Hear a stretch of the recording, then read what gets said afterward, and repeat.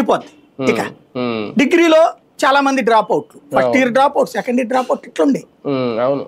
ఎందుకని ఫీజులు అనేటటువంటిది ఇది గవర్నమెంట్ కాలేజీల్లో అట్లాంటిది ఇవాళ ఫీజు రియంబర్స్మెంట్ వల్ల కార్పొరేట్ ఎడ్యుకేషన్ వాళ్ళ చేతికి వచ్చింది.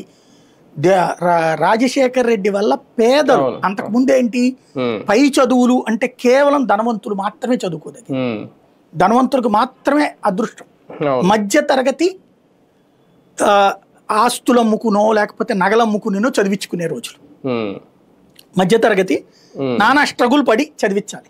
అప్పుడు ఇవాళ రోజున ఈ రాజశేఖర రెడ్డి ఫీజు రియంబర్స్మెంట్ కావచ్చు, ఆరోగ్యశ్రీ కావచ్చు, పేదవాడి జీవితంలో మార్పు వచ్చింది. అప్పట్లో జబ్బు అయితే చచ్చిపోవడమే, గవర్నమెంట్ హాస్పిటల్ మందులకి వెళ్తాం, ఆ తర్వాత చచ్చిపోవడమే, ఇంట్లో తీసుకు చచ్చిపోయేవాడు. అట్లాంటిది కార్పొరేట్ వైద్యం అందింది, కార్పొరేట్ ఎడ్యుకేషన్ అందింది. ఇవి రెండు పేదవాళ్ళకంటే వాళ్ళకి ఇవాళ విలువ తెలిసి ఉండకపోవచ్చు, కానీ ఇవాళ గుర్తుండకపోవచ్చు, కానీ ఎందుకంటే రోజువారీ అలవాటు అయిపోయేటప్పటికి రొటీన్ అయిపోయింది. కానీ ఆ రోజున అప్పటిదాకా నరకం అనుభవించిన పేదల కుటుంబాలకి అదొక పెద్ద దిక్సూచి.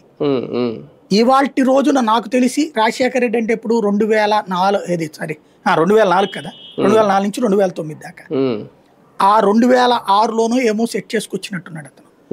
ఆ స్కీము తర్వాత పాస్ అయిన వాళ్ళు అనేక మంది, అంటే 6 నుంచి ఆయన బతుకున్నంత వరకు 9 దాకా, ఆ తర్వాత వాళ్ళకి గుర్తుందో లేదో రాజశేఖర రెడ్డిదని, మేబీ